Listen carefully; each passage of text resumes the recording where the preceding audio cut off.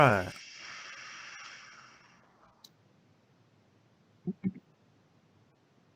Let's retweet this business. There we go. Let's check if my auto hosting did its shit. Because Mixer auto hosting is not great. I know that because every week I watch Nimp 10 minutes after the stream starts go, Nimp is now hosting. It's like, I know he's going to set to auto host because he's normally shit hot with that stuff. Yeah, it takes a minute or two. I also don't have I think I've got like 5 people that I auto host, 5 or 6. So sometimes it takes a minute for it to move from one to another. Like you can set time intervals for like, oh, show this person for like 4 hours or whatever. Oh, okay. And I've got everyone ranked for, hey, if this person pops on, then automatically switch over to that. Yeah. Gotcha. But it's a nice, like the way they've got it set up is pretty nice. It's just that, it takes forever to do anything. Yeah. Like with a lot of stuff with Mixer, it just needs to be fine-tuned. Yeah. Yes. Just needs a little bit of TLC. Like a lot of stuff to do with the Xbox too, funnily enough. Speaking of, I don't know if it's worth talking about it on the show, so I'm just going to talk about it here. So Jess really wanted to do the in-house streaming. Okay. Because she wanted to play video games in bed. Okay, fair enough. I like it. Yeah, without moving the Xbox upstairs. So right now, in order to do the in-house streaming, you need to be part of the Insider program on Xbox. Okay, she's not. She was. Then she got out of it like a year ago because she was fed up of having millions of updates. Oh, okay, gotcha. And so they got her back into it. Okay. So I'm seeing all of the current changes come through to my dashboard via her dashboard. So I see them on hers, and then about a month later, I'll get it, and my system will be updated to whatever the new thing looks like. They've just implemented a new update on the My Games tab, which annoys me because I spent 3 hours going through all of my games and putting every single game I had from Game Pass only in a folder called Game Pass. And it undid all of that. No, now on the My Games list, the full list, it literally says Game Pass in the corner if it's on Game Pass. Yep. It sure and does. even better, it takes that Game Pass off if you own the game. Yep. It sure does. I'm really annoyed because literally something I spent 3 hours doing is coming in an update. Oh, boy. At some point. That's how my PlayStation's set up. I've got like my pile of shame folder. Games that I'm just like, I might play again. Then I've got my PlayStation Gold folder and then my finished games folder where it's like, I might delete these or I might keep them on there in case I want to go back to them. So yeah. Yeah, mine are like weirdly sorted out. Like I've got regulars, so Apex Legends, Dead by Daylight, stuff like that. Then I think under that is Game Pass games. You're starting to get roboty. God damn it. Is that any better? That's better. So far. Then it's probably because I pushed my internet on my PC too far. Then I got roguelikes, then I've got Game Club games and stuff like that. It's all like sorted by folders. And one of them is just Game Pass and it's got like 90 games in it, which I have installed. It just says 99 plus. Yes. That's my inbox right now. Every day, my inbox is just like on my phone. It's just 99 plus. It's like whatever. I don't care.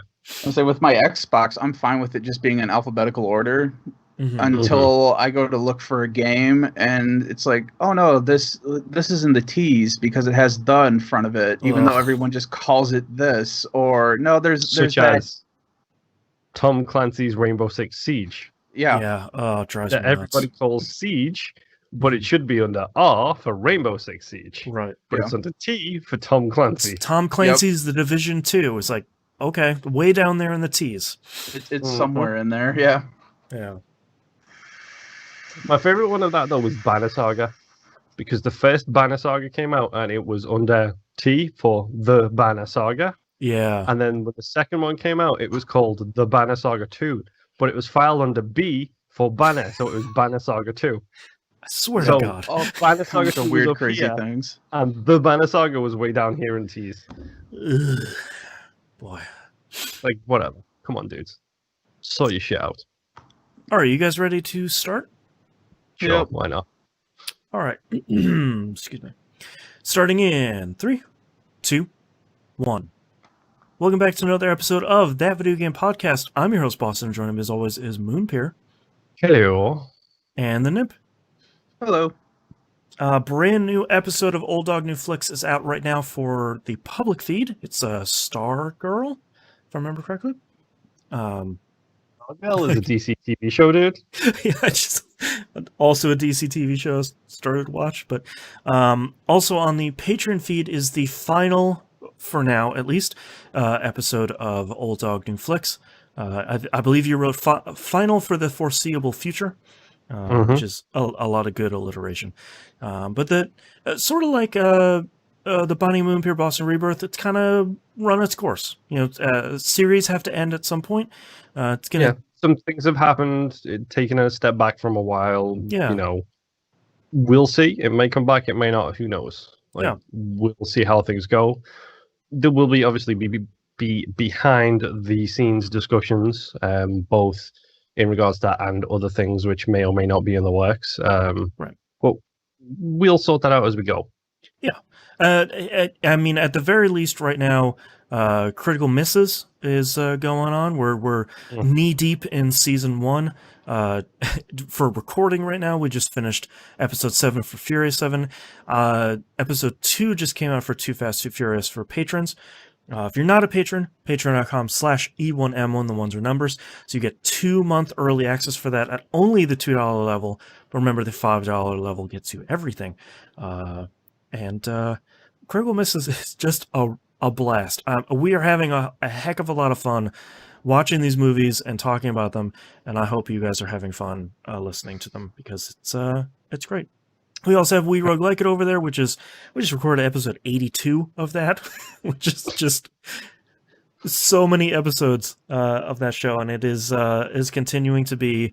We're playing a much better game than we've played recently, which is Breath of Fresh Air right now. Yep. And Don't forget this month's Game Club game is Vampire the Masquerade Bloodlines. Spoiler Yes. alert, I'll talk about that a little bit shortly. yeah, which that's been clipping along, and we do the Outcast every week, the uncensored stuff before we go live on the air.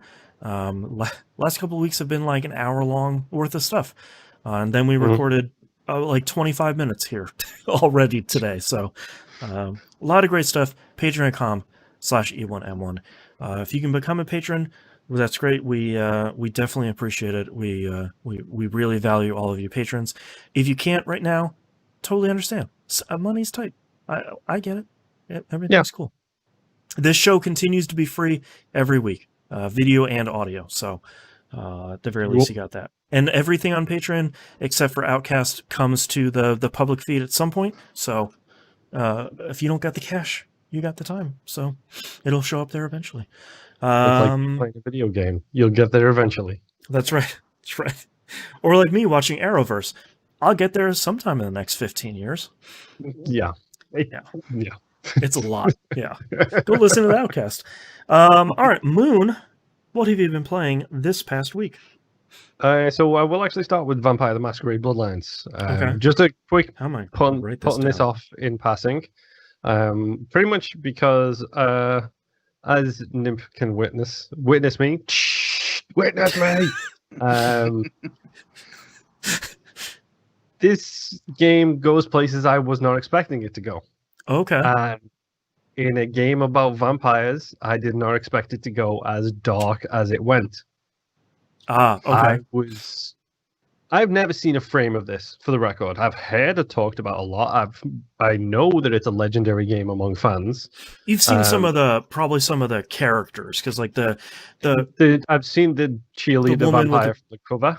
Yeah, like the woman with the pigtails, like that. That's like the character they always show. Yeah. Mm-hmm. Also, the subject of how things went real dark, real quick. Okay, interesting. So yeah, I've been playing that on stream, and yeah, My new keyboard seems to work fine. Thanks everybody for asking. It seems to be good. It managed to last a 2-hour stream with 0 latency. I'm really happy. And I have a DPI button, which means I can increase and decrease my speed at will. There you go. Yeah. It made me uncomfortable. Physically uncomfortable while playing the game. That's impressive. Without talking about the context of what was said and what was discussed for fear of spoilers, I'm sure Nimp will agree with me that took a turn and went real south real fast. Yeah, we kind of discussed it a little bit in the stream of when you do anything with vampires, you expect it to go somewhat dark, and that turned way more into darkness than either one of us were expecting. So, So, which isn't a bad thing for me. Yeah. No, don't get me wrong. It's a subject matter that I did not expect to get brought up. Okay. It's an issue that I didn't expect to get brought up, and it's handled really, really, really well. Interesting. So, full credit to them for that. And the swerve moment was fantastic. I'm laughing because I started playing that this week. I don't want to talk too much about it because we'll talk about our full thoughts in the Game Club recap episode. Yeah, we'll deep dive.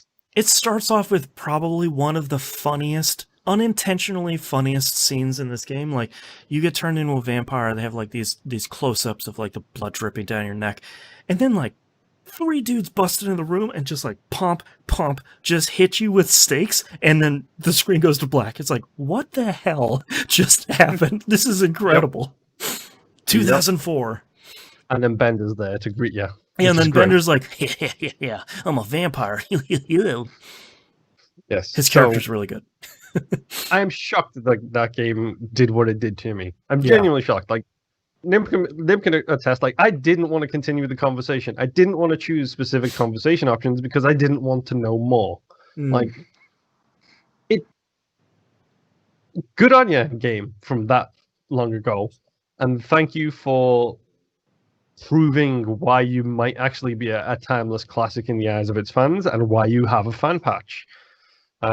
Flip side of it, Alpha Protocol all over this. As Nim so correctly pointed out, I am not skilled in handguns. And I think, to steal your phrasing here, Nim, my reticle for shooting was about as wide as a sliding glass door. Like, I'm aiming at someone's head with the crosshair, the middle one, obviously not the full circle version, basically. Right. And I think it took me about 13 rounds to kill him, and I hit him 3 times. Great. Yeah, I love it. I do have to say, starting the game and sort of seeing what it is, because I feel like this is one of those classic games where you hear so much about it and how much people love it, but you don't hear about what the heck the thing actually is. Like, what how do I play? What is Firewatch? You know, you don't actually hear how to play. Go away from me with what is Firewatch. But playing it, even after like the first hour, my immediate thought was, I really need to watch some stuff about the sequel, because man, if I can play like a modern version of this on a console, I'm 100% in for that, because this, boy, people were right. This seems like a game I would really enjoy. Shocker. This is excuse me. This is the one reason I'm really glad Microsoft did their gameplay video trailer thing, because it was watching that, specifically the trailer for the sequel, that got me interested right before we had the conversation about should we choose a game for Game Club. Right. And I was like, oh, I want to play Vampire 2, not Vampire 2, Vampire the Masquerade 2. Sadly, Vampire 2 has not yet been announced. Exactly. They've hinted that they're going to do a sequel, but nothing solid yet. There we go. But I was like, why not play it? And I'm now really glad that we did, because go play this game. Hey, this game seems good. Yes, genuinely great. 16 years later, we're saying, hey, this game is good. It is the Ars Arcanum of first-person vampire games. There you go. That's a deep cut for anybody who likes their PC RPGs. I like it. Let's see. I played a little bit of Apex Legends. New event, new week, blah, blah, blah. Battle Pass, shooty, die, you know. Slide down Apex hills. Legends stuff. Yes, exactly. Messing around with different characters. Finally got to play Loba for the first time. She's the new character. Oh, cool. Interesting, but I will have to work on her to get better at her weird bangly teleport thing. Oh, okay. Because she teleports, but the way she does it is she throws her bracelet. Oh, okay. Interesting. It makes sense, kind of. Sure. But whatever. She's pretty good to just futz around with at the moment. Like I said, I'm just playing it for poops and giggles. Like a couple of rounds a day, if that. Get my treasure pack, get a couple of dailies done, blah, blah, blah. Yeah. Clock in, clock out. Yes. Did not do Dead by Friday this weekend. Oh, no. I had to skip it because by the time anybody was really online and aware, it was 11 p.m. and I had to wake up the next day for work. Right. So I basically had my Xbox on idle for a while and then just had to go to bed because yay for working on a Saturday. Yeah. Fun. But yes, don't you worry. We will make up a Dead by Friday another day and over and over and over again. I might have done something really stupid, guys. Okay, you're amongst friends. You're safe here. What have you done? No, when it comes to this particular thing, I'm not amongst friends here. Oh no. Which means I'm not talking about Elite Dangerous because then I will be amongst our friend. Did you get into wrestling? No, dude, no. I'm always into wrestling. I did buy another T-shirt though, but that's a different topic entirely. You'll see that on the show at some point. Okay. No, to be amongst friends in regards to this, I'll have to wait another 2 weeks and a Saturday to be amongst friends for this. Okay, now I'm really confused. Okay. Is it 2 weeks and a Saturday? Yeah. No. Wait. Yeah. 3 weeks and a 3 weeks and a Saturday. 3 weeks and a Saturday. What do I do the third Saturday of every month, Boston? Game Club. Who else is at Game Club, Boston? Musim. What does Musim play, Boston? Oh no. There we go. The penny dropped. Did you start Warframe again? Yeah, I totally updated Warframe. Moonfair. What are you I'm doing? almost afraid to see how big the download file is for that now. Well, it wasn't big because I already had it installed. I just needed to click A and update it. That makes sense. that tracks. And you know, Microsoft, part of their Game Pass Ultimate things is they give perks out, and one of the perks is a Warframe Prime skin. And I had to claim it before like 6:25, so I might as well hit A and update it. I might as well just log in and see how it. Whoops! I played 18 hours. No, so I played a little bit, not a lot, a little bit, only a little bit. And then I realized that right now, I recently purchased a game for $40 because it looked like dumb fun. We'll get onto that one in a second. Okay. And then I realized if I'm looking for a mindless game that I don't have to think about and I can just smash some stuff and take out my rage. Destiny 2. Oh, wait. I have Warframe. Right. So I may or may not be slipping, sliding, jumping, triple jumping, and then samurai swording through the air my way into that rabbit hole real soon. Warframe is really good. It's so good. Warframe is really good. Really good, dude. How many tutorials did you have to read through before you started finally getting a grasp on what's going on now? I may or may not have skipped all the tutorials and just ran around hitting things with a big mace thing. I respect it. I like it. I know what I've got to do, kind of. I've got to level up my maces to level 30 and then change weapon to a different weapon and then level that up to 30. And I just hit on whatever's got an exclamation point on the mission screen and then go try and do that. I like it. What's your mastery level at? I think at the moment, like if we're talking like individual weapons, I've got a no. Your my overall mastery. Yeah, I think I'm at like 6, maybe 7. Oh, you got to get those numbers up, man. I know. I played a lot of numbers. I know. I'm aware. Warframe's only for closers. Yes. I think last time I was in it, I was mastery 25, 26. Jeez. But the last time I had played it was when they did that big update where they had the open field area that you could go into. Oh, yeah. The last time I had played that. God, that looked cool. It was cool. And the big thing that you have to fight in there sucked. And there's so much more in it now, and I need another games as a service game, I guess. Of course you do. Does it have a season pass now? I haven't seen any pop-ups for season passes. Okay. I don't think they've I don't gone think down it that does. far yet. Yet. So I think it has fishing in the game now too. Oh it no! does. I have seen Yeah. that they've, like started doing a whole bunch of additional stuff like that. Oh no! So get ready, Tennos, because this idiot made a mistake. Freddy Tennos. Oh god! I'm sorry. I don't know what I do to myself. I'm so stupid. Oh man! You know what? Forget all of the games. I'm just going to uninstall everything, and I'm just going to have 3 games installed. Dead by Daylight. Well, 5 games. Dead by Daylight, Apex Legends, Rainbow Six Siege, just to annoy my wife, Warframe, and did I say Elite Dangerous yet? No, not yet. The Division Elite 2. Elite Dangerous Dead. That's my 5 games.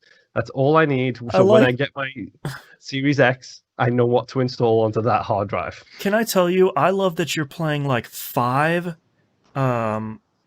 games as a service games. None of them are like the 3 that I play. Yeah. And they're all vastly different too, for the most part. Yeah. Oh, it's so good. I hate games. I didn't even write this down because I was so surprised. Warframe. My final game this week is Maneater, which I was about maybe 5 hours away from the end of the game when we talked last week, and now I have beaten the game. I have every single achievement in the game, and I realized that the narrator of the game is Cyril Figgis. That's a really good choice for a narrator. Yes, and you know what? $40, well worth it. Yeah. It's dumb. It was like 15 hours tops. I jumped out of the water. I nommed on people. I stole people off floaty paddle boats. It was great. Like I just had fun murderalizing the sea as a shark with electric teeth.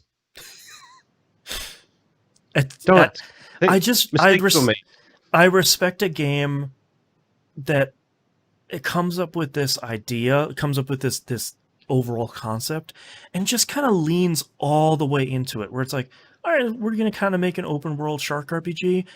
And then as we were playing it and making it, it just got real dumb, and we really leaned into it, and now it's fun dumb.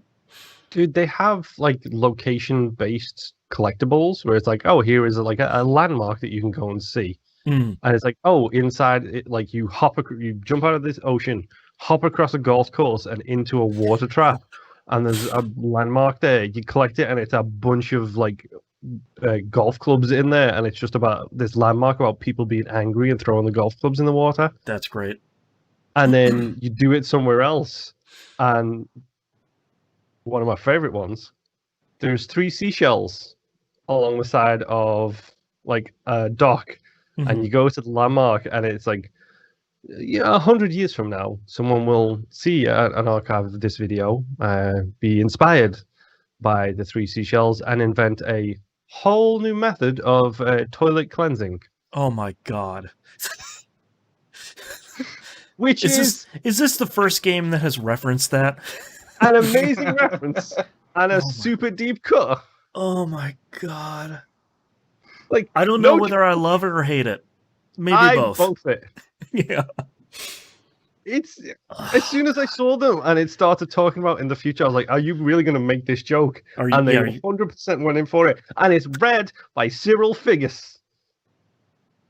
Okay, I've come back around. I love it. It's so good, and they make stupid references all the time. Like, there is a sewer with a clown in a grate, and guess what that's a reference to? Of course. Yep. It does them all. It goes from the really obvious ones to literally a 3 seashells joke.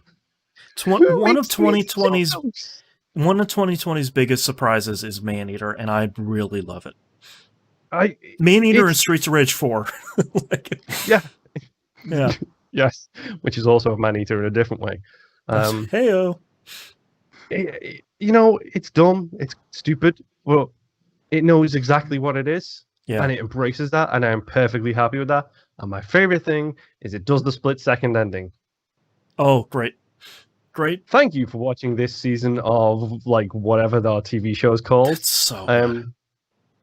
maybe there's a lesson to be learned here about, violence begets violence and, let the better heads prevail and so on and so forth. But who knows? I'm just the narrator for a local TV show, and we hope we'll see you again next season. That's really good. That's the only way you could finish up that game. That's really good. Mm-hmm. It's really solidly done. And it looks gorgeous. It does really good with the underwater stuff. And let me tell you, when a sperm whale attacks you, you get scared. I bet. They're huge. But yeah, Maneater is dumb. It's fun. It's stupid. I love it. And if you got $40 to spare, it doesn't matter if you haven't. That's fine. I get it. Things are complicated right now. And you want something to literally just take your mind off everything. Mm-hmm. Maybe give it a go. Become a shark. Yes. Become one with the water and eat all of that crap at the bottom. That's right. Did you find the trash statue? Dude, I found everything, dude. I 1,000 points at this game. Yeah. So and there's good. also the hobo twig statue. It just drops some really nice references. Man. 3 seashells. I mean, come on, 3 seashells. So dumb. Of course. Why not? But yes, that is all I have been playing, Mr. Nimp. All right. I've had a weird week this week of games that I've played. No. So I jumped way back into Bloodborne. Oh, okay. Okay. And promptly got my butt handed back to me because it had been a while since I had played Bloodborne, and I knew it was going to be rough going. But I was like, screw it, whatever. I will figure this game out again, because now that I'm used to playing Code Vein, which is a completely different style than what I was playing Bloodborne, I have to get back into how I need to play this game. All right. Since I had beaten the last boss, I don't remember which one it was, new enemies have appeared in this game, and they, I guess, like the group outside of the game, everyone who loves this game, call them bagmen or abductors. And they are these tall things, and they have these like mesh bags on their back. They look like potato sacks that you can put a body into. And yeah. I think I see where this is going. Yes. So those just start showing up in random areas where other enemies used to be. And the one area I had found them in, I was already fighting these tall guys in the church ward. And so when I saw this guy in the shadow, I was like, okay, it's the same guy. So I went in and started attacking and realized that I wasn't doing a whole lot of damage. And then this thing kind of turned around on me. And I was like, oh no, something is going to happen and it's not going to be great. And it wasn't, because these guys hit like a freaking truck. One hit from this guy almost took me out. Oh, wow. And I think I got him down, I don't know, not a whole lot, nothing worth mentioning, and then he killed me. But I didn't get a you die screen. I got a short little DLC. No. Is this how you go to the DLC? I don't think this is DLC. It might be. I don't know. I think these are just normally in the game. I don't think they are DLC. But you get a shortcut scene, and then you are taken to a dark jail cell, and then you're just left to figure out where you're at. And there's no lantern or anything. So you're kind of wandering around in this really dark area with all these very powerful enemies roaming around, trying to figure out where you are, how to get back, and where are my soul echoes at. Oh, right. Yeah, because you still lose those, because I did technically die. So I found the guy who killed me, and he killed me again, so I lost those. Like, screw it, whatever. I'm just going to try to find a way out of here, because I am not meant to be here just yet. Finally found a lantern, was able to get back into the dream. That way I can, it's basically your hub for this game. It's the dream hub. Mm-hmm. Got back there, and I was like, you know what, screw it. I'm mad enough that I can't do anything to these guys. I'm just going to keep ramming my head up against them until I figure out their patterns, until I can beat them. And I did. And for 3 hours, I did nothing but fight one of these things. Just farming them. Yeah. Finally beat one. They drop some components that you can upgrade your equipment with. There's blood. I actually wrote it down. What are they? It's bloodstone shards, and they also drop twin bloodstone shards, which you can use to upgrade your weapons. Mm-hmm. this point, after grinding, I also accidentally found the Kirk hammer, Okay. which is a really is awesome amazing. trick weapon. Yeah. That's Oh, a name that rings a one. bell. So Right. this weapon is technically two weapons. You have I think it's it's either a short sword or a long sword. And when you trick it, you basically put the sword in its sheath, and then you use the sheath as a weapon. And at the end of the sheath is this massive iron block that is a hammer. Okay. And it does crap tons of damage, and it also drains your stamina really fast. Aha. Yeah.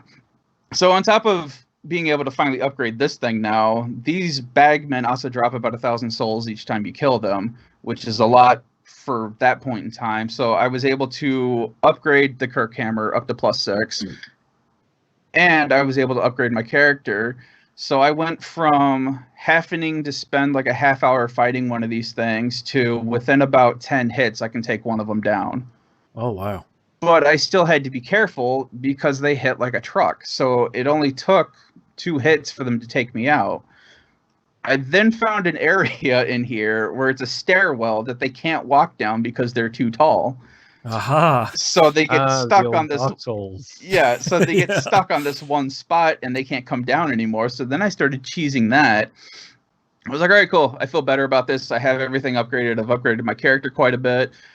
I then came across Ludwig's Holy Sword, which is another trick weapon, which is really awesome. And in my opinion, so far, better than the Kirk hammer, because it's the same thing where you have a long sword that you start with, you put it in its sheath, and then it turns into a great sword.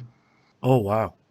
And it does holy radiant damage, which in my opinion, everything in this game should be taking holy damage, because this is some very unholy stuff you're fighting. That's right. So I started building. I wasn't really speccing my character to a particular way because I wasn't really sure how I wanted to play the game. But since I've gotten a hold of Ludwig's sword, I'm like, all right, I'm going to do a quality build, which is basically you put your points into strength and skill. That way because it does scaling based on those 2 skills. So I have those up to the soft cap to 25. So it's doing about max damage right now. And I started putting more into health and endurance. That way I can actually move around and kill things and take a couple hits without dying. Nice. And then the game got a lot easier. So I managed to take out the Witch of Hemwick, which then gave me the ability to get the Ruin Workshop tool, which lets me add ruins to my character. So now I have all these extra things that, like, I can hold extra blood vials so I can heal myself. I get extra souls now, and there was something else that I added. I forgot what it was, but it's just like extra status effects and stuff that you can put on your character. And since I've been upgrading my weapons, I've got my current sword up to 6, which has opened up slots so that I can put blood crystals in there. So that way this thing's starting to do more damage now. So now I have a decent buff going for my sword and my character. So after I beat the witch, I went and took on the Vicar Amelia, which was also a difficult fight. Beat her no problem and continued the story. So Oh, nice. I've made quite a lot of headroom in this, which is it's fun and terrifying at the same time, because I noticed that when I go into new areas, I get real tense. I can feel it in my shoulders and my neck. Yeah. Because I'm listening for everything. I'm looking for everything. So anytime I go into a new area, it's really slow going because I don't have a shield to just hold out in front of me and just run through everything now. Right.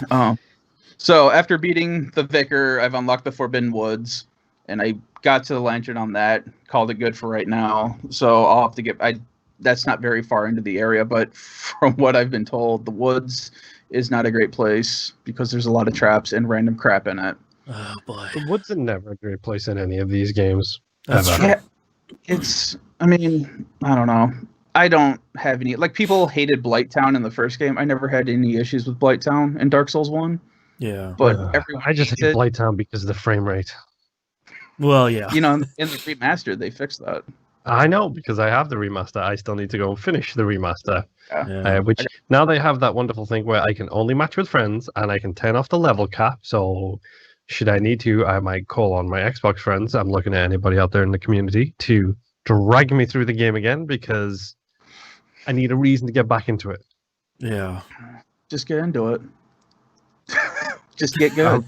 I was going to make a joke then that would be inappropriate for the show. There we go.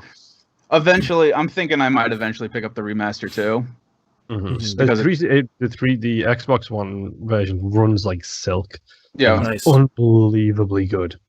and it's been a while since I've played it. I still remember a lot of the old dumb tricks I used to do for that game to get through. So Oh yeah, the poke somebody, run around a corner, and then watch them lunge at you over the gap and fall to their death.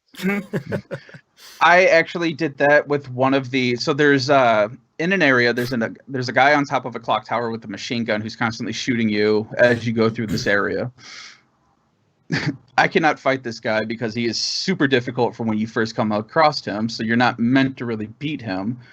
But I cheesed the ever-loving whatever out of him because all I did was climb up the ladder, got to the top of the clock tower, shot him 4 times, which knocked him off the clock tower, and just let gravity do the work. So There you go.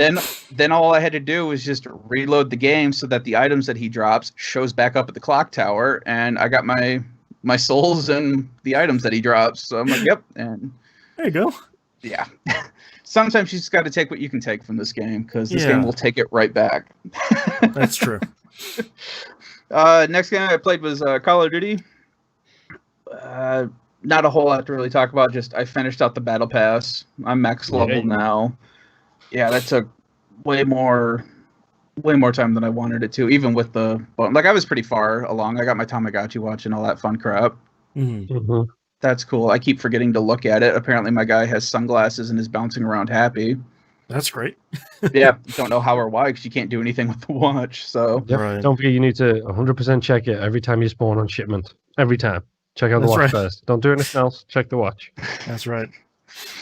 I hate shipments so much. But anyway, so Mm-hmm. this game, there is a mobile version of the game, which is slightly different. And they are doing a thing right now that they were advertising in the game that, hey, if you download this and link your account, you get a free watch. All right, Okay. screw it. Why not? So I downloaded Call of Duty Mobile onto my phone, and it's actually fairly competent. The nice. other people playing it are not fairly competent. But Question. How much time have you put in? Because I know for this and the Fortnite game, when you first start the mobile game, you just get bots. I got past the tutorial and played like a couple of multiplayer matches just to check it out. Mm-hmm. It And- may still be bots. I'm not too sure. No, these are actual people. I could Weed tell. Smoker 420. That's Well, right. not just by the names, by the way they were playing. Because I'm trying to figure out what I want to talk about now because I got thrown off by your weed smoker thing. So the controls, and I'm holding my phone in my hand to remind myself. So the controls basically work where the whole left side of your screen is your directional movement. Forward, back, left, right, okay. strafing, that stuff. The right side of your screen is you actually aiming your reticles. So you don't have to be held on to they've got the virtual analog sticks there, but you don't have to be on top of them. It's just anywhere on the right side of your screen, anywhere on your left side of your screen, you're good to go. It does automatically fire for you. So if your reticle is pointed at something, it will start firing for you. So you don't have to worry about doing that, which is great because I wouldn't think of a good way besides that to be able to fire while you're trying to aim on a touch the screen. lock screen button. Yeah, exactly. So they do have it where they have more advanced settings so that you can adjust and change everything to however you like it. They do also have buttons on the right-hand side for you to be able to throw grenades or call in strikes or, all this other stuff and reloading and all that fun crap that you would normally do in a Call of Duty game. My thing of it is that the people who are playing that game so far are all scrubs because I played on Nuketown and all the time. I don't know if that's the only map for this or if there are other maps, but Nuketown just happened to be the one that I kept getting. And it feels pretty solid 1-to-1. It ran pretty fine on my, what do I have, like an S7, Galaxy S7 or something like that. Mm-hmm. It's an older phone. But but like people were still trying to figure out the controls in the middle of the match. So you've got people looking up at the sky, looking down at the ground, people just like twirling around trying to find things. And I'm sitting there killing all these fools, and then I run out of ammo because no one has killed me yet. So then I'm running around with a knife, just stabbing fools. And So, how does it feel to call 8-year-old scrubs? feels real nice, considering all the things I hear them called. Yeah. That's right. Yeah. But yeah, and then we get to the end. Both matches, I was like 1,000 points. MVP first place. Everyone else is like 200. Yep. You know All why? those other It's because scrubs. you're clever enough to play the objective. Yeah, because I Right. tried. But it was just kind of funny watching. It was that whole Office. Oh crap! Was it Office Space? No. It was The You think Office. there Yeah, is there was an episode. Yeah, Yeah. the Call of Duty episode where people are just staring at walls and running into corners and are Yep. stuck. It was just forgot about completely that. Yeah. Mhm. So Um, it's good. I was just going to say, my wife might kill me if I don't shout this out on the show. But she's been playing a lot of Call of Duty this week. And she actually tweeted about this. And you will get this more than I did because I didn't understand it when she said what it was. She has been playing Shipment, the Yep. 24/7 Shipment Yep. rotation that's on right now. Mhm. Purely so she can cycle through guns, get a bunch of kills, get a bunch of XP, get new unlocks, and basically try and help that battle pass move along a little bit, kind of thing. In the middle of one of these games, she stole somebody's Juggernaut. Ooh. So yeah, that's for context on this, Boston, a Juggernaut is a 20 kill streak supply Whoa. drop. Is Wow. it 20 or 25? I don't know. It Way up might there. be more. I think it's 20. Yeah, Um, it's especially on very Shipment. hard. Yes, and it turns you into a walking tank with a minigun. Awesome. Yeah. So she had to capture that clip and was giggling to herself while she was doing it. And then also a lot to me when she showed me the clip of her stealing somebody's Juggernaut. That's really good. Because how do you steal that on Shipment of all maps? How do you Yeah, get like- that on Shipment of all I maps? have so many questions.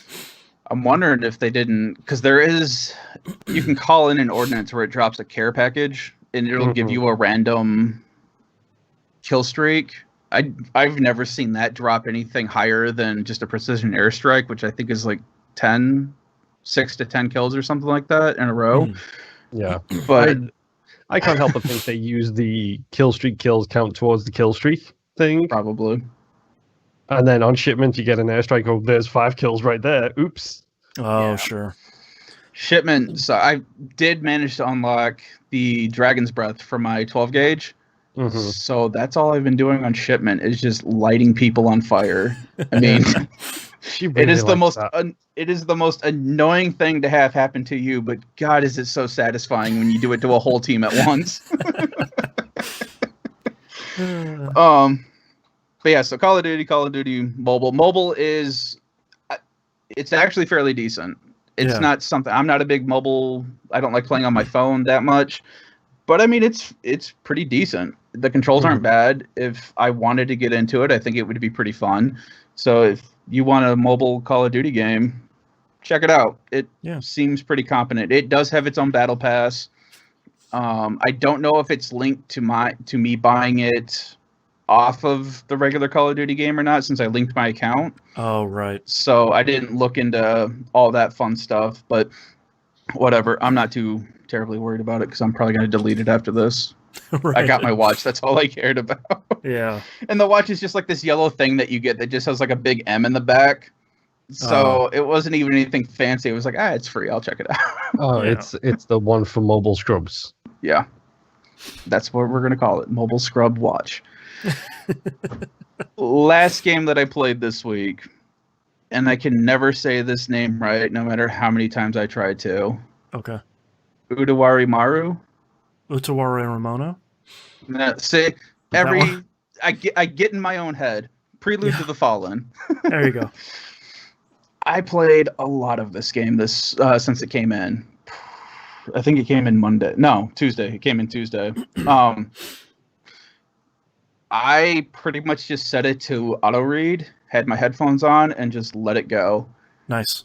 and I still really love the series. I really love the artwork. I really love the music. You get the chance at the very beginning, and you can change it throughout the game, but you can either choose to stick with the original BGM from the original game, or you can have it pull from the newer games that came out on the Vita, Deception and Truth.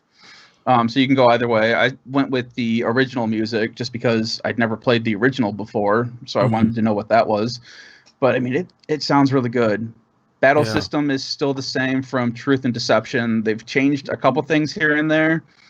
But yeah, I mean, I went just short of 2 hours before I had an actual fight in the game, and then went another 2-3 hours before title screen drop, and now I'm 10 hours into the game and just really loving it, and I'm not even that far into the story 10 hours. Oh man. So it's really great. I really wish I didn't know that this had a Vita release, and I really wish I had also gotten it on the Vita, because the original 2, I would just sit in bed and just let it play.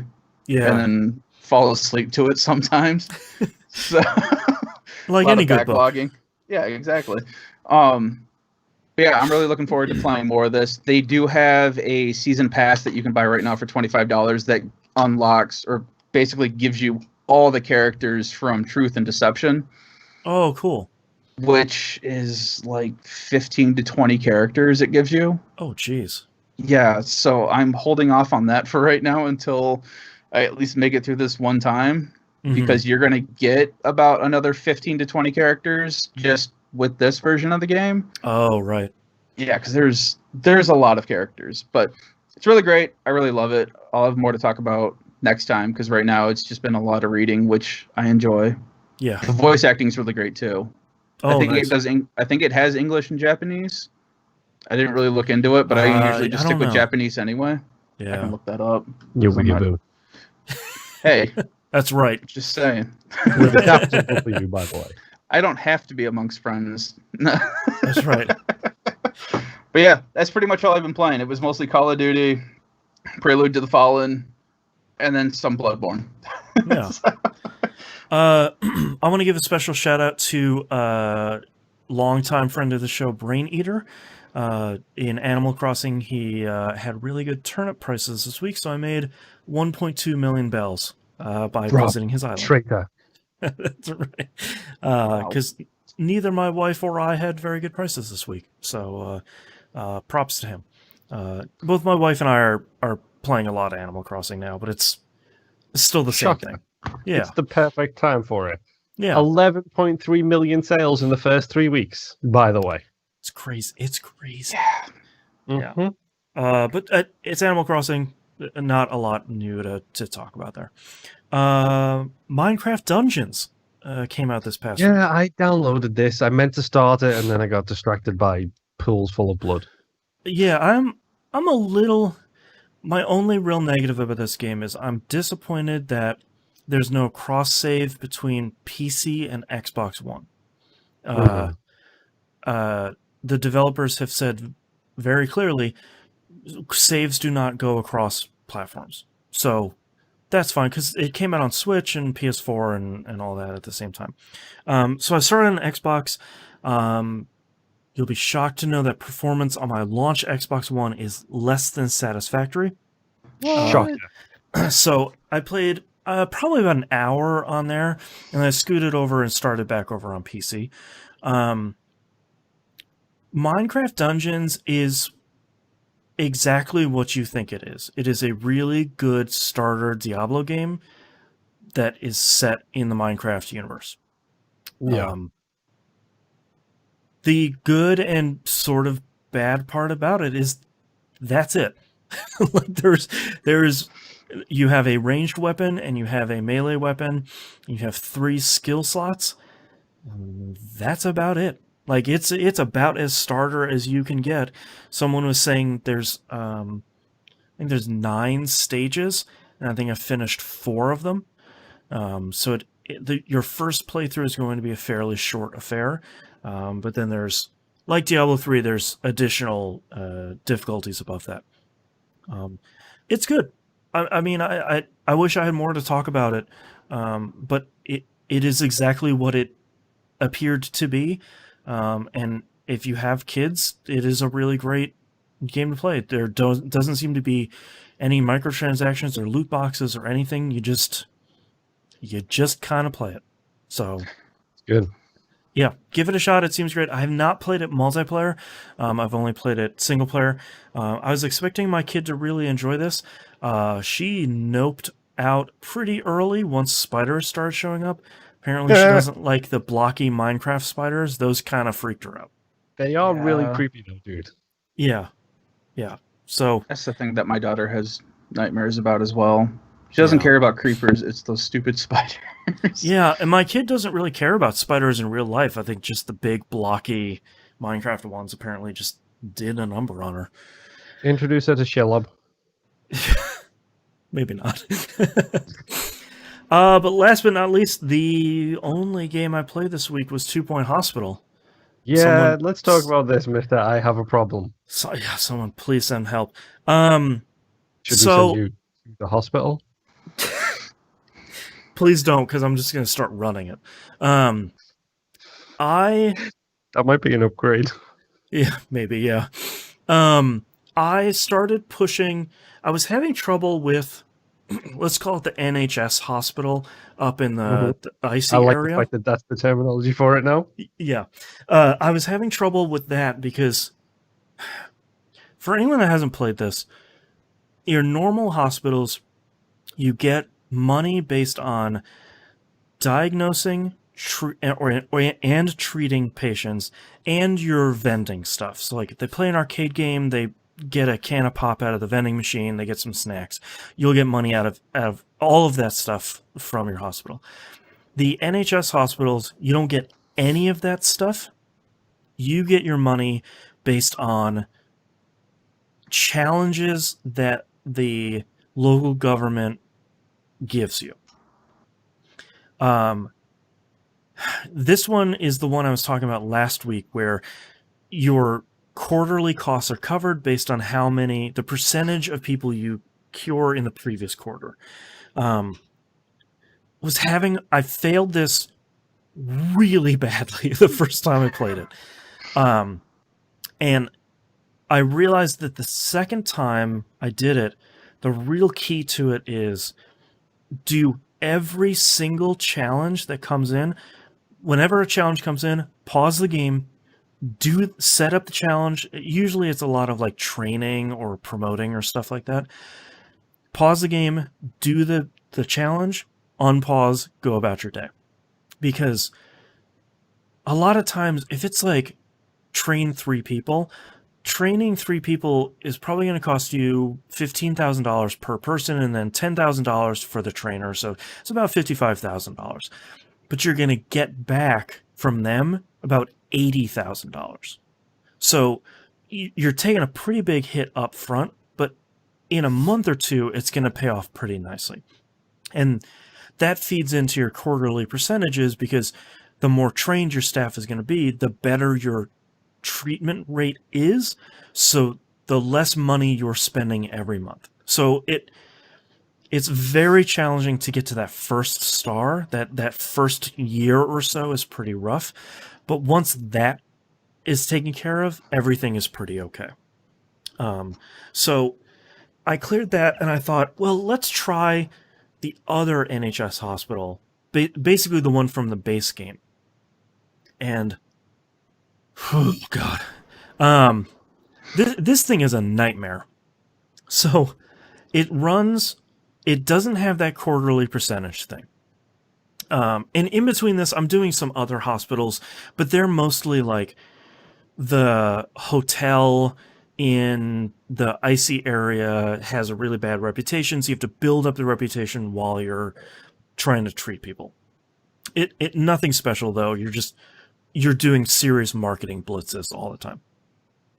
This one though, it's from the base game, because I didn't realize the snowy area is one of the expansions. And I haven't even gotten to the summer one yet, because that's locked off. The game just says, hey, by the way, you need to get way more stuff upgraded before you even try this. It's like, okay, that's fine. This one has the local government challenges thing, which is fine. They feel like they're a little bit harder than the one in the snowy area, but I might have just gotten bad luck on the ones it was giving me. But the real monkey wrench on this one is there are pandemic outbreaks that are happening. And the one that you're getting is called, I think it's called the Abominable Plague or something like that. And there's this giant pop-up that takes up the whole screen that pops up where it's like, all right, this is starting to outbreak. Here's the number of people that are infected.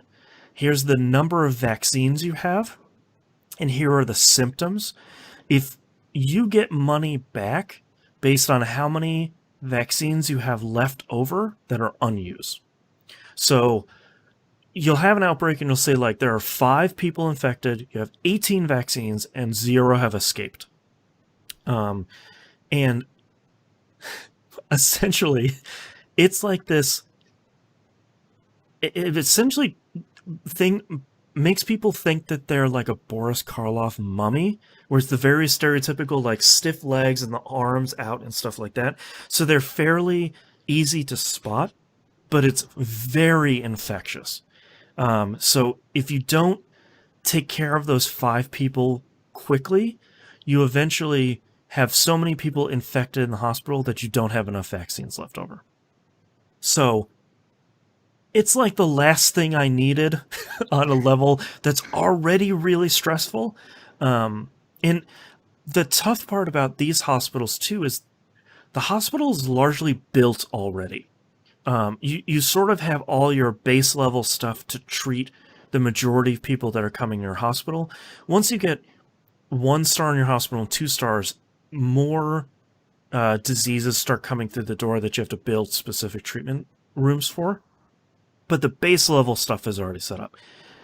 I could not tell you how badly I bombed that first attempt on that level, and I have not gone back yet since, because on this level, when you forcefully fail a challenge, you take a reputation hit. And you need to have a certain amount of reputation in that hospital to get from 1 star to 2 stars.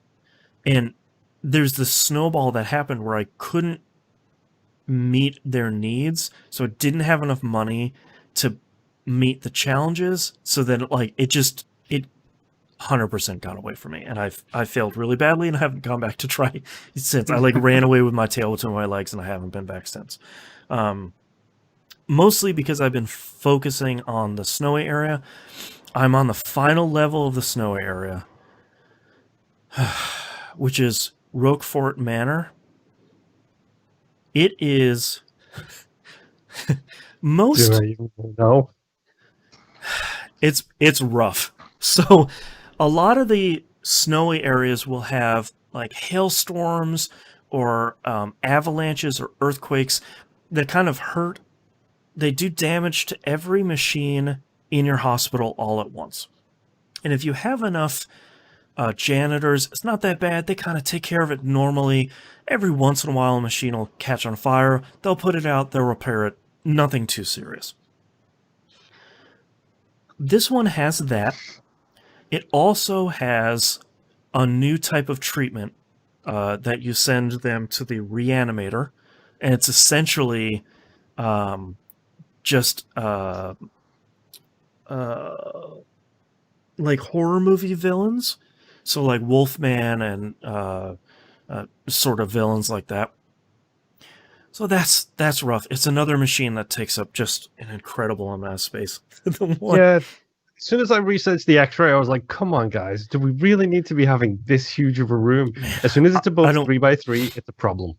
I don't use the X-ray because it's too big and it takes so long. There's one that I opened up that is 5x6. It's massive. Are you going to keep playing this, Moon? Yes. Okay. You can spoil it. I'll forget. It's fine. No, I can't spoil it. Number one, because I don't remember what it's called. And number two, it's really, really good. As soon as you see the first infected person come through the door, it's one of those ones where you're like, I know what you look like, and I don't know what is coming down the pipe for me on this one, so I won't spoil that one. The Roquefort one, I don't remember if it's Roquefort Manor or Castle. It has ghost infestations. So every once in a while, like 15 ghosts will just pop up out of nowhere. Get that janitor training going. Yeah, like everybody is trained in ghost capture. To make matters worse, it is. They use a little like a dustbuster vacuum. They do, yeah. And they just run up and like hoover the thing. Yeah, up. and just Nice. It's really good. And sucking up a ghost gives you research points, which is really great. It is by far the largest map I have ever seen. So for most maps, you start with one central area, and you usually expand to like maybe 6 other buildings around it. This one has 22. What? 22! No. Go away. One of them cost me $200,000 to unlock. Because it was huge. I'm at 1 star and I'm struggling to get to 2 just because one of my biggest problems is normally when I build a hospital, you have this one wing that has GP's offices, and then next to it you have all your diagnostics, and then far away from it you have all your treatment, because that's the last place they're going to go before they leave. They have nothing else to do after that. This one, the corridors of this castle are so thin that I have to have like multiple GP's offices sectors next to multiple diagnostic places, and then on the other side of this giant castle that is honestly too far away, people are dying before they get to the treatment rooms because they have to be so far away just to give me the room, the floor space to build these giant like 5x6, 6x6 rooms. I'm having a really, really hard time. Like in a way that, yeah, like in a way that I'm having a lot of fun still with the game. I mean, it wouldn't be the only game I'm playing if I wasn't having fun.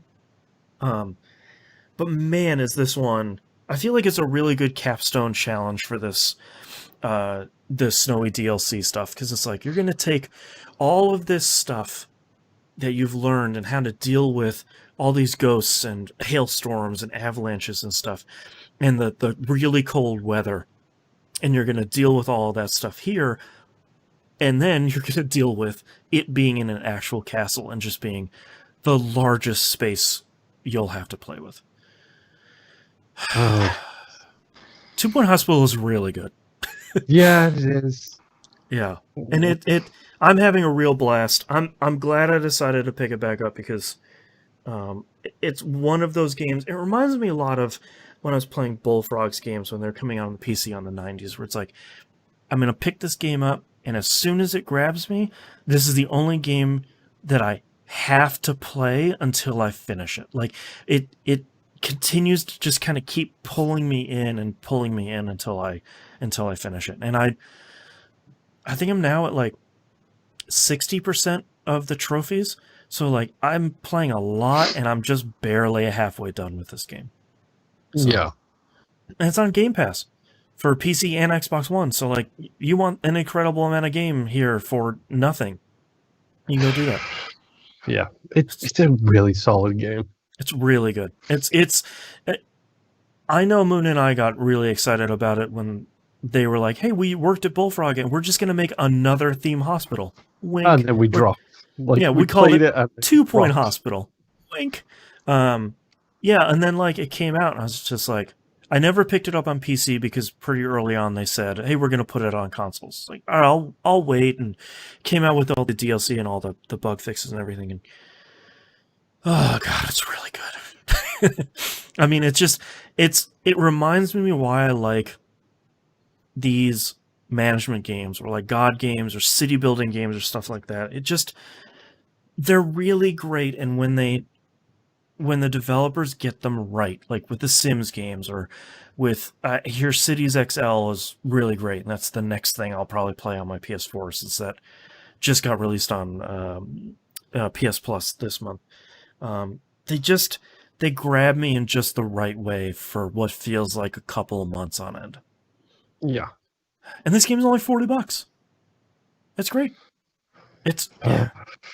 Go play 2 Point Hospital. It's really, even if you haven't played a game like this, the first couple of hospitals are really good with the tutorials and getting you into it and ramping up the difficulty nicely. So go check it out. 2 Point Hospital is really good.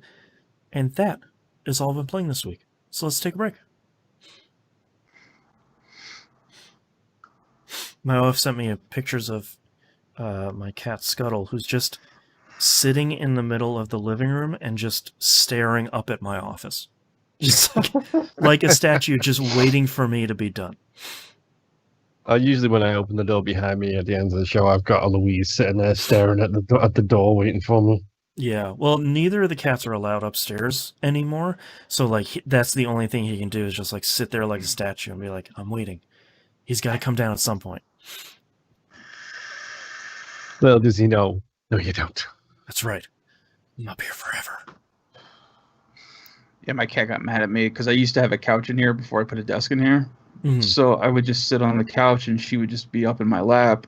Now this chair is not big enough for me and a cat and the random dog that wants to come in here. And right.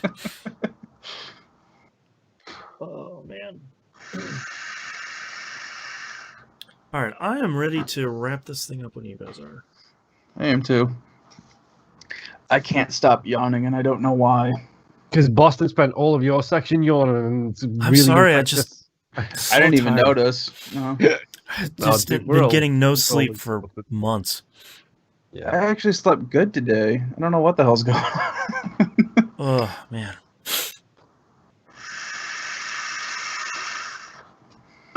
I even had it timed out so that way I went to bed so I could get 8 hours of sleep. Oh, man, 8 hours. What a dream. I know, right? It's like a fucking dream. Yeah. I don't even know how much I actually got. Let's see One what day Fitbit says. One day my kid will be old enough that she will learn that sleep is good. It might be 15 more years, but it'll be one day. It'll be right around the time she starts school, and then you have to be responsible for waking her up. Speaking as someone who that exact thing happened to. That's true. Like during the week, I'm really good about getting 8 hours, but as soon as the weekend hits, like Friday, 5 hours, Saturday, 4 hours. Time for slug life. 2 in the morning. Today, 7 hours, 42 minutes. There you go. Oh man. Yeah, 'cause I usually flip my sleep because I don't work Friday nights, so I flip my sleep schedule so that way I'm up during the day for Saturday and Sunday, so I can be with my family. Right. And it's a lot easier now since my wife is furloughed on Fridays, so she doesn't have to work, so we can actually hang out. Wow. But like I think the week before, like her first week that she had to start being furloughed, I think I slept for like 12 hours Friday. So just wake me up at noon. I'm gonna lay down and take a nap, and the next thing I know, it's like 9 at night. I'm like, oh shit. Whoops. Guess I needed that.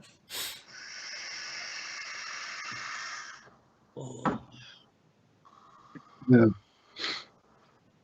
Okay. All right. Yep. Starting in 3, 2, 1. Let's talk releases for the week of June 1st, 2020. Valorant should be available for everyone on PC this week. No, Yeah. no. Get away from me with that game.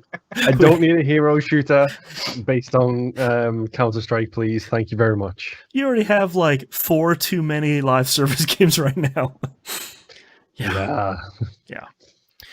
Clubhouse Games 51 Worldwide Classics comes out on the Switch. This is the much anticipated sequel to the 3DS Clubhouse Games, which, until this got announced, I genuinely didn't know that people are nuts about these games.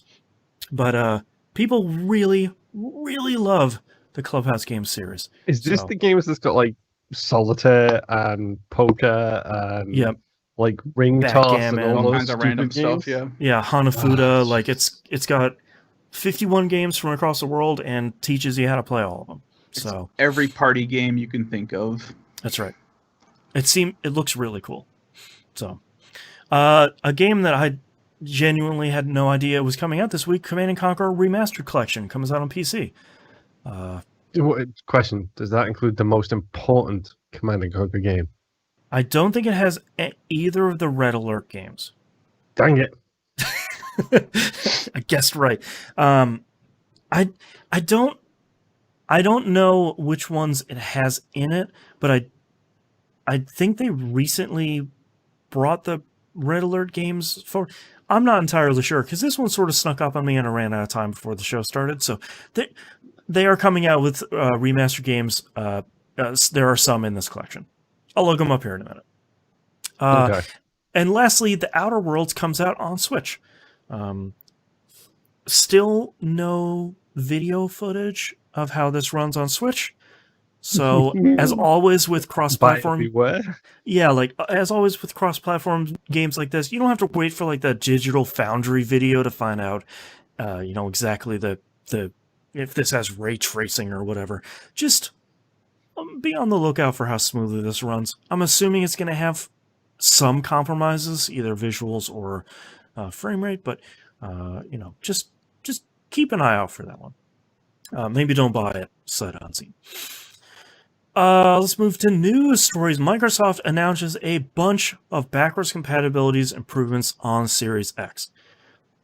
Let's take these one by one. Surprisingly, there's a lot here. All backwards compatible games will run natively on the Series X hardware. Quote, utilizing the full power of the CPU, GPU, and the SSD. End quote. Cool. I'm still going to keep them installed on my hard drive. That thing's not big enough. Well, I mean, at the very least, then, in that instance, you'll get the CPU and the GPU benefits, even if you don't get load time benefits. So, that's great news. That's also very surprising. I thought they would have just, here's an emulator for the other stuff, let's bring it over. Select titles will give you the ability to double the game's frame rate from 30 to 60 or 60 to 120. That's pretty impressive. I'm very excited to see that in person and see how that actually functions.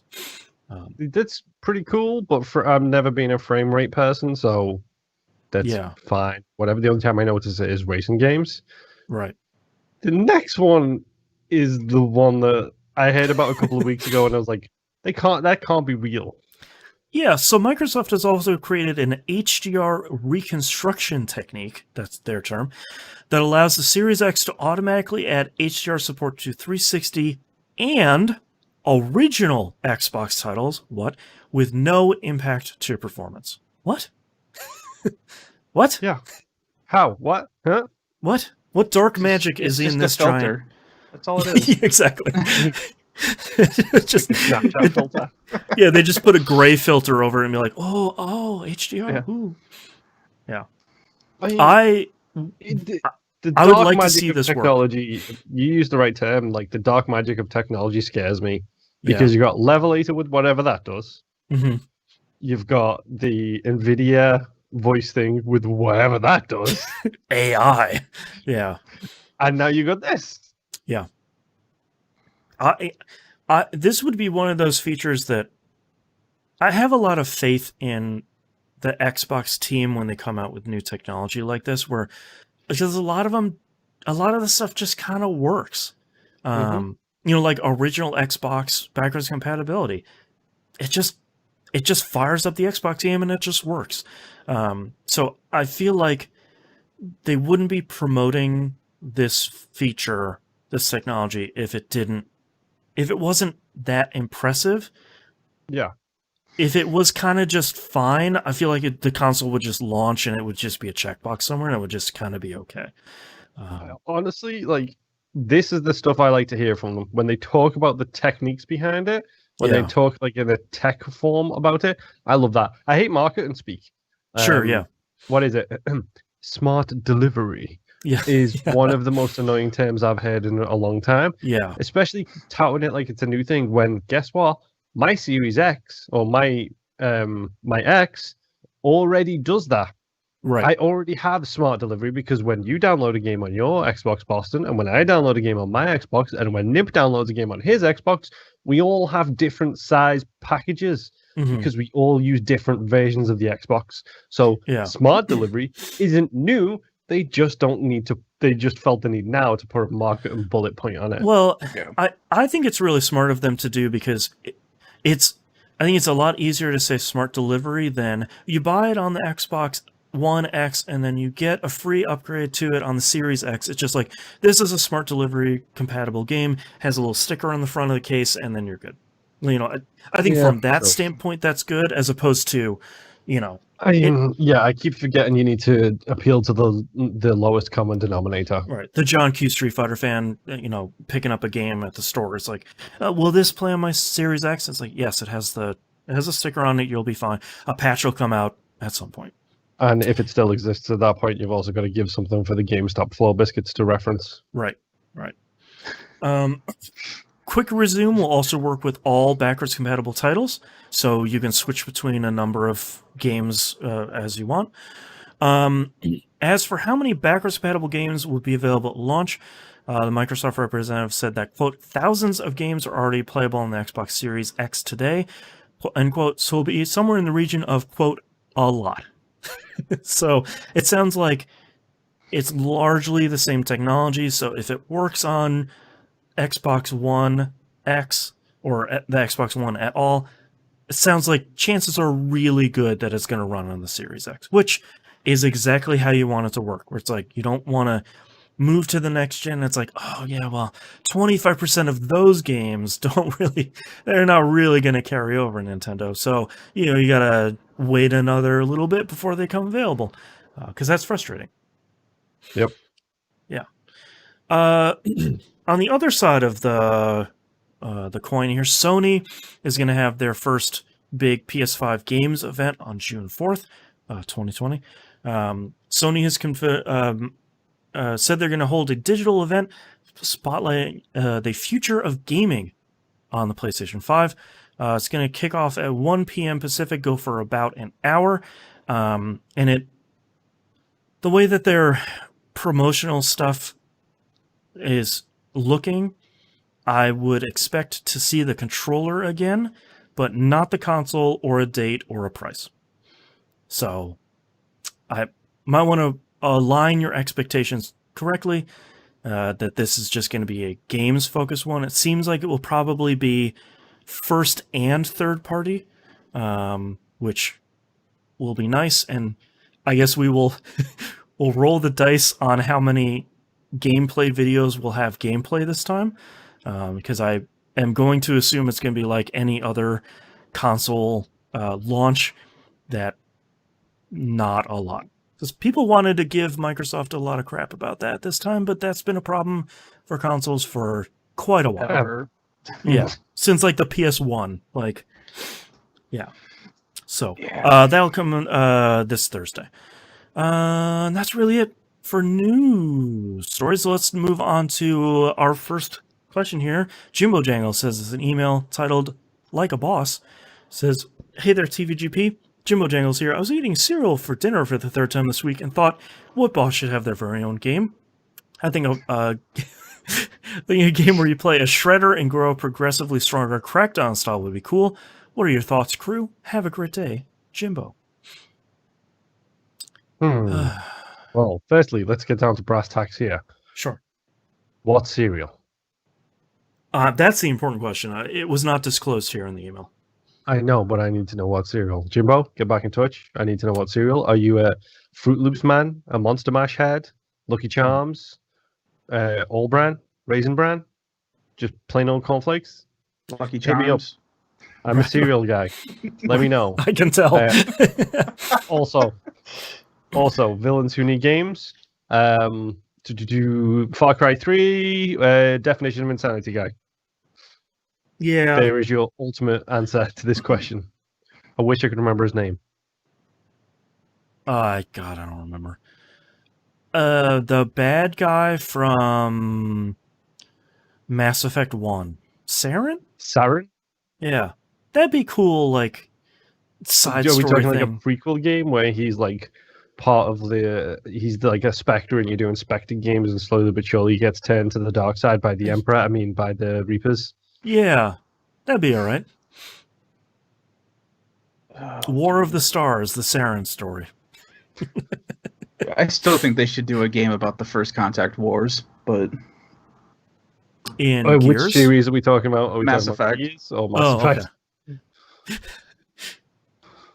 Yeah. What else? Good boy. Vaz is the guy's name, by the way. Yeah. I'm trying to think of other villains that I care that much about.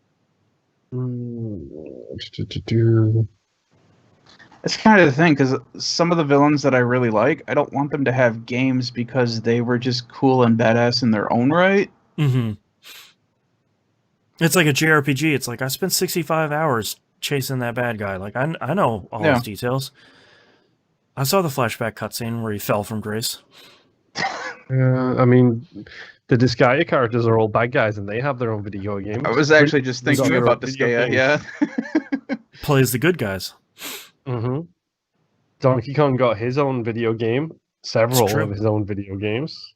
Most of them were good. Waluigi. Yeah, there you go. I would want to see what they would do with a Waluigi game, because the Wario games are great, and they're very on brand for that character. Waluigi would be a weird thing. I don't know what you would make. Puzzle game? I want a Waluigi's Mansion where he's setting up traps for Luigi. Man, that sounds really good. So you basically want Overlord? Yes. Yeah, man. Yeah. Waluigi, and he's ordering Goombas around, and you can get different colored Goombas, or you can use the shell people for different types of tasks. Nintendo, we're available for hire. Overlord. That's right. Jimbo Jangles in the chat said Fruity Pebbles. Fruity Pebbles. Fruity Pebbles, they're acceptable. They're acceptable. Yeah, it's a good one. Mm-hmm. I like Fruity Pebbles. They're no Lucky Charms, but I like Fruity Pebbles. I also like that he mentioned Crackdown here, because Crackdown is probably one of the more famous games of you're actually the bad guy. Yeah. And you didn't even know you were doing it for us, Agent. Also, weirdly appropriate in May of 2020. Yeah, maybe. I don't know if I can think of any other villains that I care about. Play a game as the Brumac. I mean, the Command and Conquer games, you had campaigns with all of those villains anyway, so... Yeah, because you have your, the two different factions. Yeah, the GOD and the Nod. Was it the GOD? The GDD? Yeah, it was the GOD. It was definitely the Nod was the other one. That's because everybody knows the Nod. That's true. Or you can just get into Warhammer, where nobody is the good guy. That's true. Let's have a conversation about Space Marine, shall we, for a hot minute or 7 hours. Yeah. Games about the villain. I mean, Grand Theft Auto, you're all villains in that. Red Dead Redemption, you're almost always the villain in that. You might redeem yourself, but you're still a villain. Tropico, you're definitely the villain. That's true. What about Animal Crossing, but you play as Nook? Yeah, but he's not really the villain. He doesn't charge you interest. I don't know, man. There's a lot of backroom deals going on there. Yeah, that's true. The whole relationship between him and Sam leaves a lot to be questioned right now, or him and Red, I should say. Yeah. I mean, you could do that, and then it would be like that store management game that Boston likes so much that I can never remember the name of. Where the roguelike. Yeah, Moonlighter. Yes. Yeah. Except sell to a bunch of villagers. And then raise interest rates. Yes.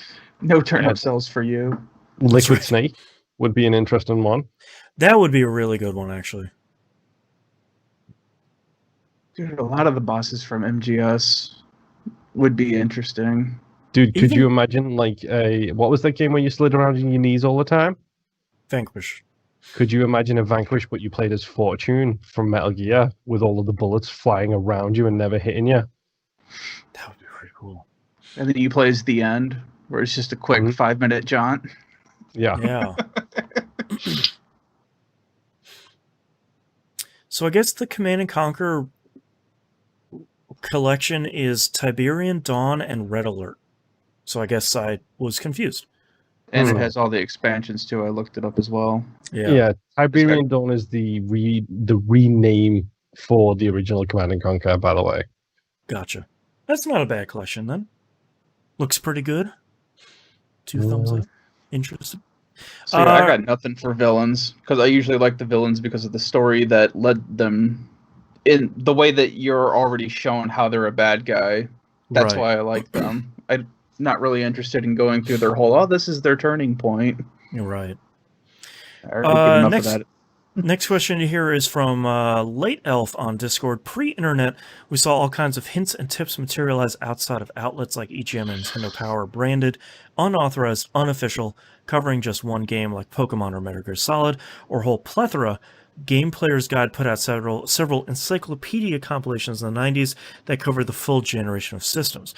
The one that most stuck out to me, and the hardest to complete the collection, I never did get them all, were the NES Game Guide VHS tapes. 6 games, 6 tapes, and you never found them all in one place. $20 to $30 a pop in the early 90s didn't help, and I only saw them in Kmart and Meijer. Do you have a favorite non-brand, not Nintendo Power, etc., guide or tip book / thing from a pre-Game Facts era? Yeah, it's called The Playground at your middle school. Yeah, it was all like the geeks' tales on the playground. Yeah. I was always sort of interested and liked some of those like unauthorized guides that came out. It's like the unauthorized guide to Resident Evil, and like those are the ones that they looked cheap, but you looked in there and they had like the really cool looking maps. It had all the secrets. Like, they usually came out a little bit after the game came out, but they usually had everything in there. Yeah.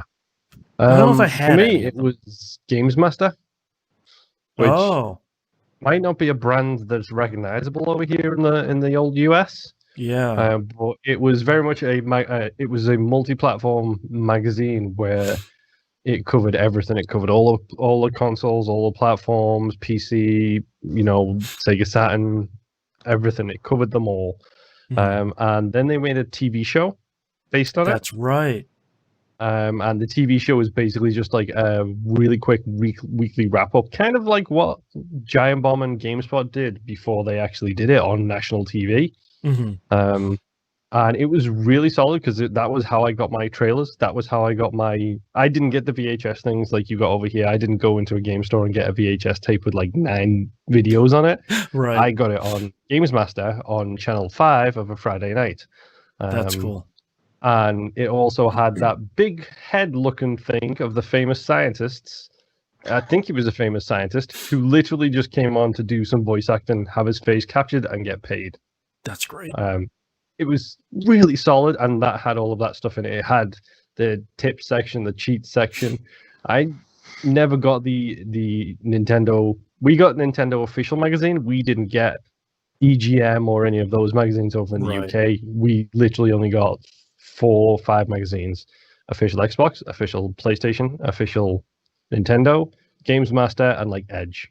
Like that was pretty much it. Edge has always been really good, though. Yeah.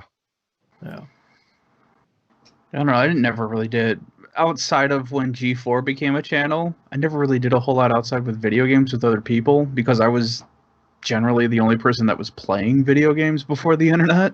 Yeah. Mm-hmm.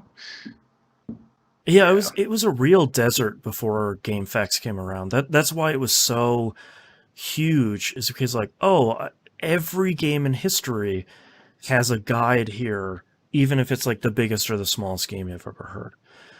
Jimbo Jangles in chat says the magazine Tips and Tricks was essential in an era with limited or no internet. I forgot about that too. That was another one of those like here's a bunch of walkthroughs, or like, here's the hardest part of this game, and here's a couple of different ways to beat it. Here's a bunch of cool passwords for the Mega Man game. I was wrong about the TV channel. It was channel 4, and it ran from 1992 to 1998.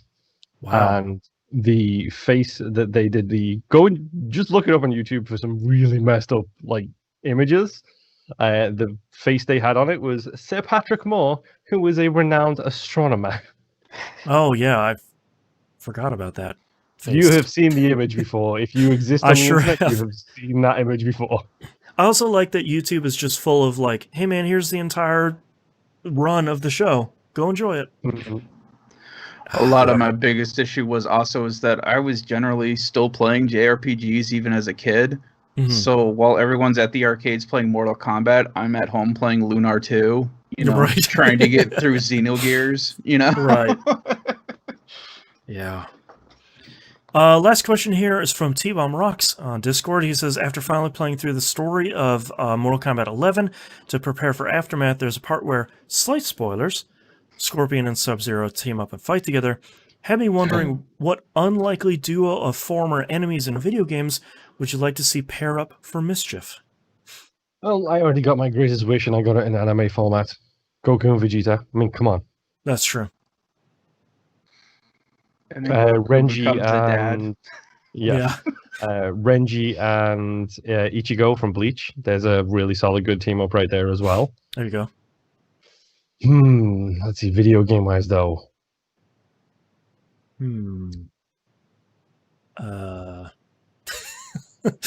I feel like we're having a lot of trouble with video game enemies and bosses this week. Yeah.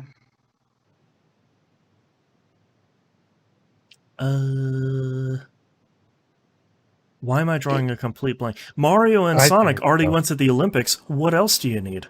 They went to the Olympics several times. That's right. Except for this year. It's only Sonic. Mario's busy launching the new theme park. Okay. I'm so confused for a second then. Yeah, no, it's only Sonic this year. Sonic at the Olympics. Mario's got other stuff to do, apparently. Maybe that's the... You get the big thing with Final Fantasy VII and Avid Children, where the Turks work with the main party characters, which is a pretty cool battle sequence in the movie. That's true.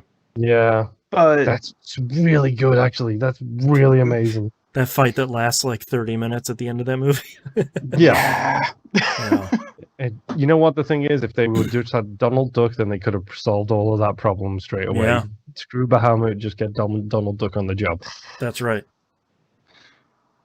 I got nothing this week, man. These are really great questions that my brain is just like, yeah, let's think about that. Okay. How about Duke Nukem and the Pig Cops? Sure. How about Alien and Predator versus Marines? That's right. No alien on alien violence here, folks. Just A plus alien P versus human. Yeah, A plus P equals A ampersand P. You got to make it fancy. I mean, the thing is, you've got to go for the classic rivalries, and the only problem is those classic rivalries only really exist in fighting games. And let's face it, Ryu and Ken team up all the time. Right. Or like stuff like Sonic and Dr. Robotnik. Like, that's been a rivalry for quite a while, but they had to have teamed up together at some point. Yeah, go check out the comics, I'm sure, to find an answer to that problem. Oh, yeah. Sonic and Knuckles is a good example. Yeah, there you go. Yeah, lock on together. Wait. Is it lock on or is it docking? We need to check our phrasing right now. The putting one cartridge inside of another is lock on. I know. Docking is Elite Dangerous. Are you sure? Well, I haven't installed that problem of a game, so no, I'm not entirely sure. Oh wow, Jimbo in chat, Leisure Suit Larry and Lara Croft. They're not old rivals. They kind of are. I mean, unless you're saying Leisure Suit Larry is a rival to all women, then I guess. Well, that's true. Yeah. Oh man. Queen Mira and Marcus Phoenix. There you go. Oh man, yeah. the ultimate end of all times team up. That's right. When stuff is really getting real. Oh, I figured it out. I know the perfect one. Okay. Plants and zombies versus humans. Problem solved. Perfect. I love it. Flip the script. Yep. All right, well, that's our episode. With the mist or whatever that movie was. The Yeah, silence. that's right. I can't remember. It's so bad I don't even know the name. Well, on that note, that's our episode for this week. Thank you so much, everyone, for listening. If you'd like to visit us, you can do so at tvgp.tv. Everywhere to find and follow us on the right-hand side of the page. Don't forget to join our Discord. Everyone is welcome. Super cool community. Patreon.com/E1M1. Ones are numbers. As we said before, the $5 here is the recommended one. Critical Misses is turning out really well, so catch that early on. Season 1 is still underway right now. Game Club game. We bought Vampire the Masquerade Bloodlines and Good Old Games for virtually nothing, and the fan patch is free, so go check that out, and check out... you too can experience whatever Moonpeer is talking about that I still have ahead of me that's super dark. Dude, it's so bad. Yeah.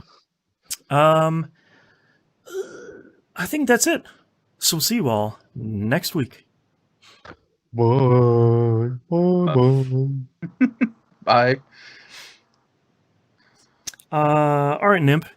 Hit me with your titles. Okay. I have Vampire Cheerleader. Yay for working on Saturday. I might have done something stupid, which seems kind of long. Yeah. The penny dropped. Get ready, Tennos.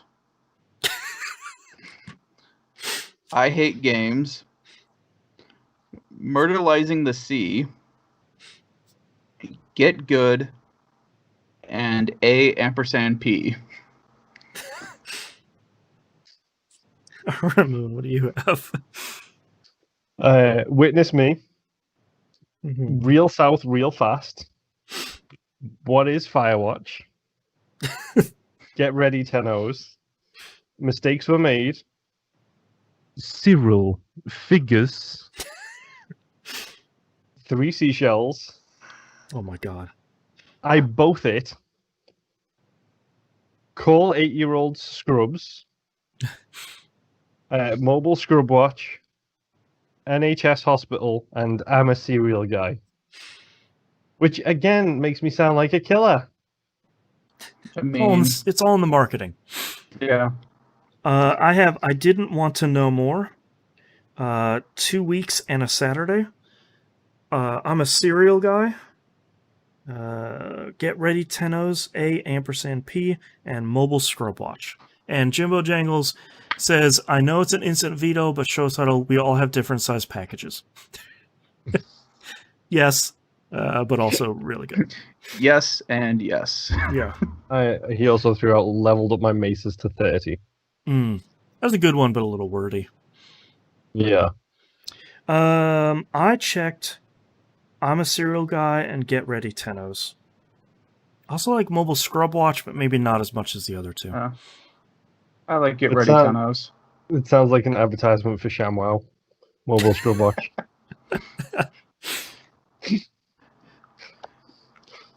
Get Ready, Tennos is fine. How do you spell Tennos? Let's make sure I have that right. I think it's Tennos. Yeah. Okay. I'm Googling it too, you're fine.